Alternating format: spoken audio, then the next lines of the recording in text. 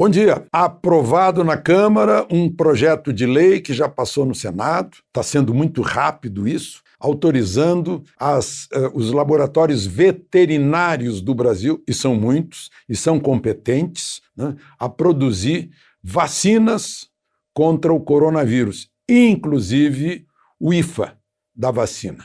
E eu devo dizer para vocês que eles já vêm produzindo vacinas contra coronavírus animal. Eu vejo aqui no rótulo das vacinas para os meus cachorros. Eu estou vendo aqui um rótulo de 2017, do início do ano, e está lá registrado coronavírus, inclusive.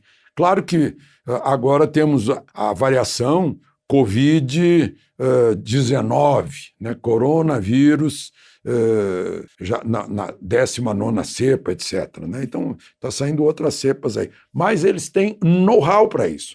Se fazem para animais, fazem para outros animais, os animais humanos, né? Do gênero humano. Porque, inclusive, testam-se vacinas primeiro em animais, né? Depois em uns poucos humanos. Depois vamos ampliando esse número de humanos. Depois, na terceira fase, é que precisa vacinar milhares e ficar esperando um tempão, né? Só que dessa vez ninguém pôde esperar porque foi uma emergência. Mas, enfim, tá aí. Agora volta para o Senado porque teve uma mudançazinha na Câmara e a origem foi Senado, então volta lá para o Senado. Bom, e uma outra questão de Câmara e Senado é que passou pelo Senado com 72 votos a 0 um projeto de um senador do Rio de Janeiro para criar o passaporte de vacina. Quem não tivesse passaporte, não tiver vacinado, não pode entrar em hotel, em cruzeiro, em parque, provavelmente em avião também, né? Cria uma outra classe de brasileiros, né? Os que foram vacinados, os que não foram vacinados. Eu tenho recebido muito protesto sobre isso, porque as pessoas que já tiveram Covid, né, não querem ser...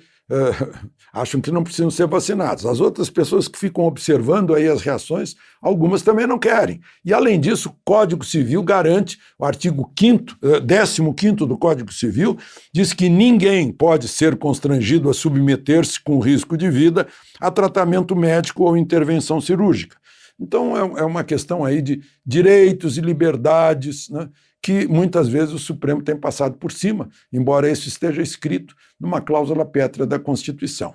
Mas vá lá, vai voltar para o Senado, né, se a Câmara mudar ou se a Câmara rejeitar, acabou, né? Mas se for aprovado nas duas casas, o presidente Bolsonaro disse ontem que vai vetar, né? Confirmando que não foi de autoria do governo, de ninguém do governo, essa história. Foi de um senador do Rio de Janeiro, né? É bom que a gente saiba isso.